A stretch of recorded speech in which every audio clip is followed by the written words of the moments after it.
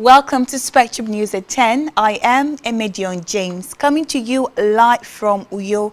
Let's take a look at today's headlines.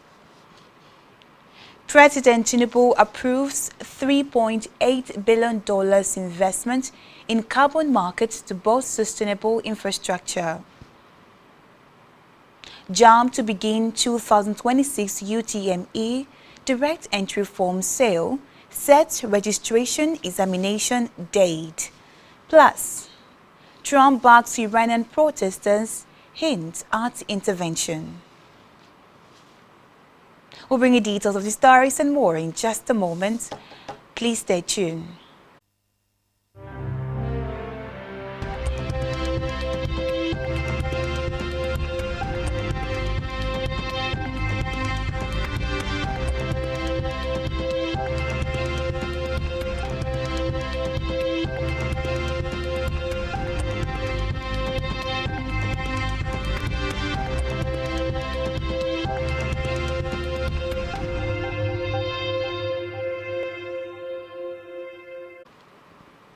Good morning and thank you for staying tuned.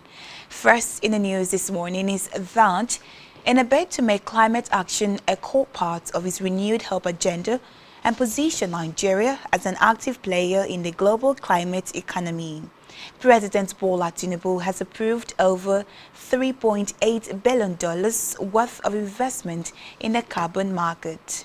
The president also endorsed the carbon market framework for Nigeria with a view to unlocking billions of dollars in green investment. According to the Director General of the National Council on Climate Change, Omotenoye Majekodunmi, the approval has demonstrated that Nigeria is fully open for climate business. Majekodunmi, who spoke with journalists in the United Arab Emirates on the sidelines of the Abu Dhabi Sustainability Week, noted that the carbon markets present opportunities across several sectors, including renewable energy, clean cooking, reforestation, climate-smart agriculture, and sustainable infrastructure.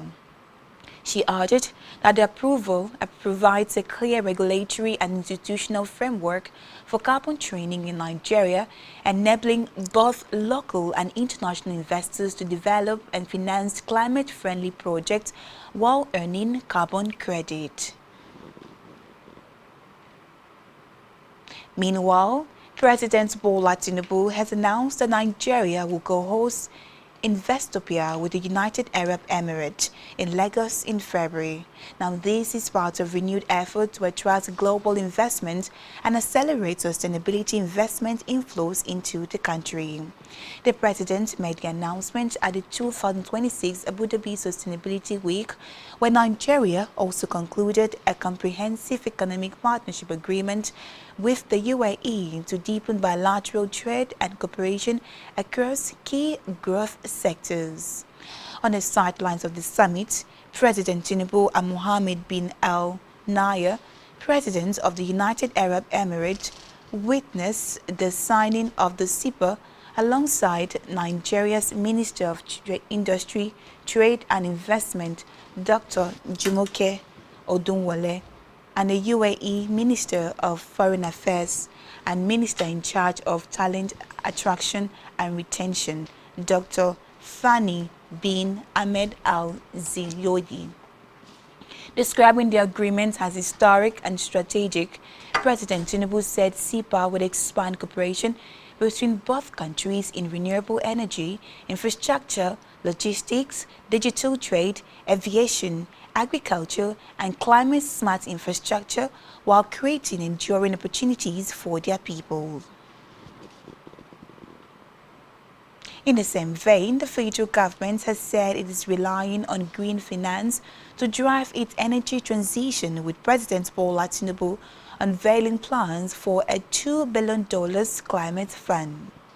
The president, while speaking at the Abu Dhabi Sustainability Week Summit, said the country's climate investment platform will mobilize $500 million for climate resilience infrastructure. According to him, the National Climate Change Fund targets a $2 billion capitalization to back projects that cut emissions and boost resilience. He added that Nigeria is prioritizing technology partnerships to modernize its grid and deploy artificial intelligence for efficiency, alongside pilot projects in electric mobility and green industrialization. Away from that, Vice President Kashim Shettima has restated the need for Nigerian public servants to remain selfless and committed to excellence. He said enduring legacies in service are sustained by daily discipline, consistency in efforts, and strength of character. Shettima said this yesterday in Abuja at the colloquium organized to mark the 50th birthday of the Special Advisor to the President on Policy and Coordination and head of the Central Delivery Coordination Unit, Hadiza Usman. In a statement by the Senior Special Assistant to the President on Media and Communications in the Office of the Vice President, Stanley Nkwocha, the Vice President said the most impactful records in public service are built through resilience and a steady commitment to excellence, regardless of the challenges inherent in building durable institutions. In politics, 2023 Labour Party presidential candidate Peter Obi has called for an immediate pause in the implementation of Nigeria's newly introduced tax laws, warning that the framework is riddled with fundamental flaws and lacks public legitimacy.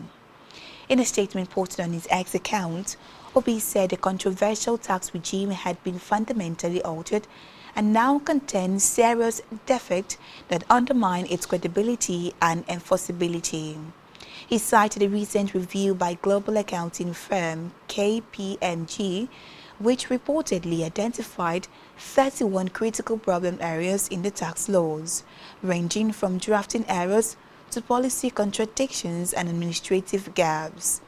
According to him, the discovery should compel the government to take urgent corrective action, describing it as alarming that such deficiency only came to light after private engagement between tax authorities and consultants.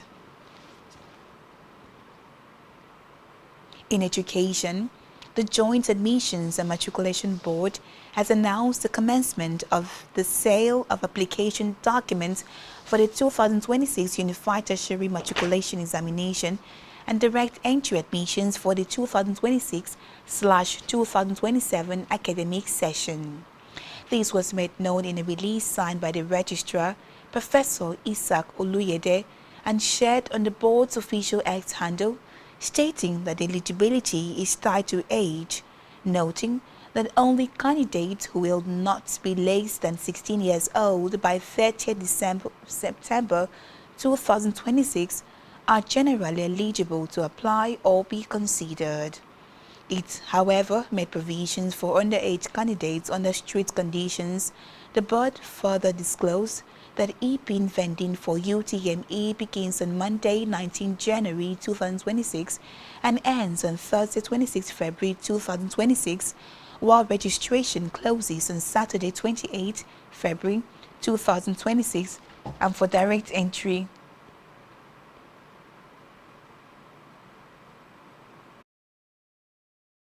said.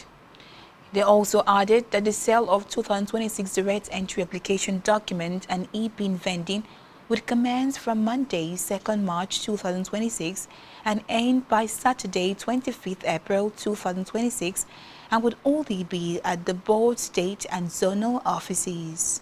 The board also announced examination date, noting that the 2026 UTME will commence on Thursday, 16 April 2026 and end on Saturday, 25th April 2026, and the mock UTME, which is optional, will hold on Saturday, March 28, 2026. Let's move now to Africa, where Uganda's authorities have begun deploying troops to parts of Kampala with armored trucks spreading into different parts of the city and soldiers patrolling the streets. Military spokesman Colonel Chris Magize said that the deployment is meant to deter violence, rejecting concerns that the mobilization was anti-democratic. Meanwhile, the Uganda Communications Commission has directed mobile internet providers to temporarily suspend service less than 48 hours before the election, citing misinformation, electoral fraud, and incitement of violence. According to a letter to the internet companies, restoration of internet service will only be done after the Commission issues a notice to providers. The general election will be held on Thursday, January 15th. Recall that President Yoweri Museveni is seeking a 7th term to extend his time in office into a 5th decade. On the foreign scene, U.S. President Donald Trump has urged Iranian anti-government protesters to keep protesting, assuring them that help is on its way amid escalating unrest.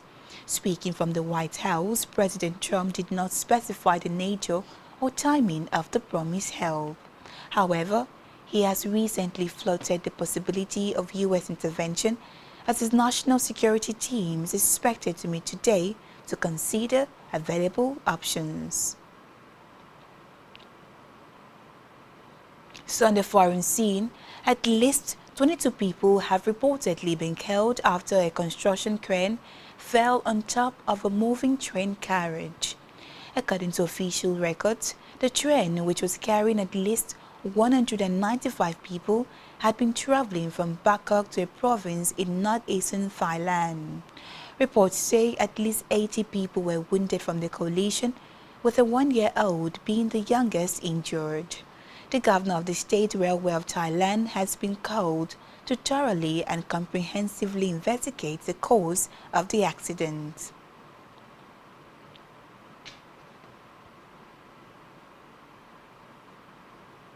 Still to come in the news.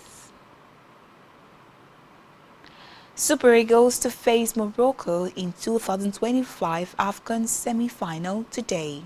Stay tuned for details of this in just a moment.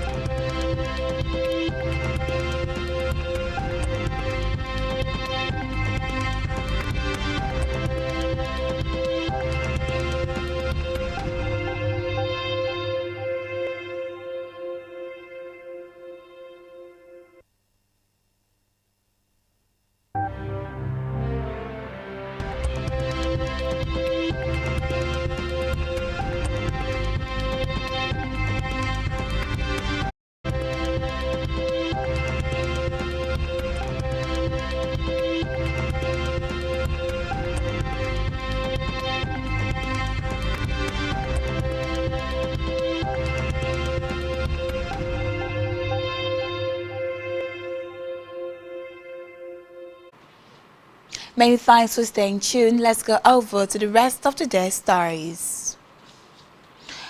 On our business news, the federal government has announced the commencement of operations at a high-purity gold refining plant in Lagos, with 3 additional gold refineries at different stages of development across the country and a $600 million lithium processing plant in Nasarawa State ready for commissioning.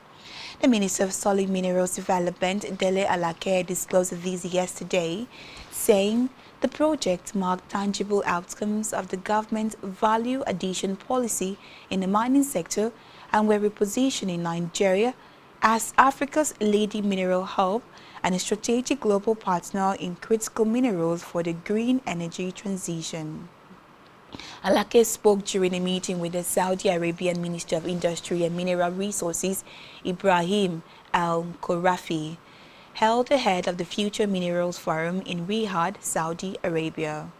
A statement by the Special Assistant on Media to the Minister, Shegun Tomori, said the engagement focused on deepening bilateral cooperations in solid minerals development and translating previous discussions into actionable outcomes. Still in business, World Bank has urged government to revamp public works programs, saying short-term jobs are no longer enough to address unemployment and skill gaps. In its report, Innovations in Public Works, Rethinking Public Works for Jobs and Skills in a Changing World, the Learner Said traditional scheme, which often provides temporary, low-skill infrastructure work, failed to offer lasting economic benefits or pathways into stable employment. It added that public works should be designed not only to provide short-term relief, but also to help participants build skills that are relevant to growing sectors of the economy. In health, the World Health Organization (WHO) has called on government to significantly increase taxes on sugary drinks and alcohol to save lives. WHO warned that beverages like sugary drinks and alcohol are too accessible and cost too little in most of the world, helping fuel obesity, diabetes, cancer, and injury.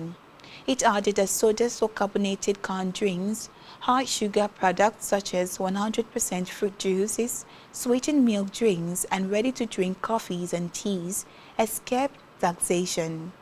The organization, however, noted that alcohol has become more affordable or remained unchanged in price in most countries since 2022, as taxes don't get adjusted for inflation and income growth.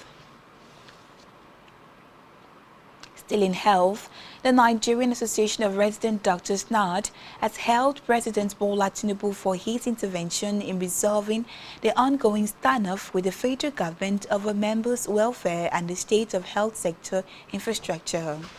While the union expressed appreciation for the federal government's commitment, as convened by President Tinubu through Vice President Kashim Shettima, he stated that the agreement which led to the suspension of his total strike remained subject to review within 2 weeks. The union warned that failure to fully implement the immediate reinstatement of 2 of the 7 previously disengaged doctors could become a fresh source of contention. Let's move now to sports, where Super Eagles will take on AFCON host Morocco in Rabat today as a look to continue the prolific form which has carried them to the last 4. The game will kick off by 9 p.m. local time. Meanwhile, Alexi Wobi has held coach Eric Chell for creating a team spirit which has taken the Super Eagles to the semi-finals of the African Cup of Nations only 2 months after their dreams of World Cup qualifications was ended in agonizing fashion. Recall that the Super Eagles reached the final of the last Cup of Nations 2 years ago in Côte d'Ivoire before losing to the host. Still in sports, Manchester City has secured a 2-0 victory over Newcastle United in the English Football League EFL Cup semi-final, producing a performance to knock out the Magpies and move a step closer to silverware. The first half ended goalless, with both teams battling intensely and picking up several bookings as chances remained limited. The breakthrough came in the 53rd minute when Antonio Semayo found the back of the net. City wrapped up the win in stoppage time as Ryan Charick struck in the 98th minute, moments after coming on, with Ryan Antinori providing the assist. On Entertainment News, Nigerian singer Habib Okikola, also known as Portable, has been arraigned at the Federal High Court in Ota, Ogun State, on a 9-count criminal charge. According to the Ogun State Police spokesperson, Oluseye Babaseye, the charges include assault, theft, causing harm, and resisting arrest. The arraignment follows a viral video showing the singer in police custody, reportedly over a complaint filed by his entrenched partner, Ashebi Simple.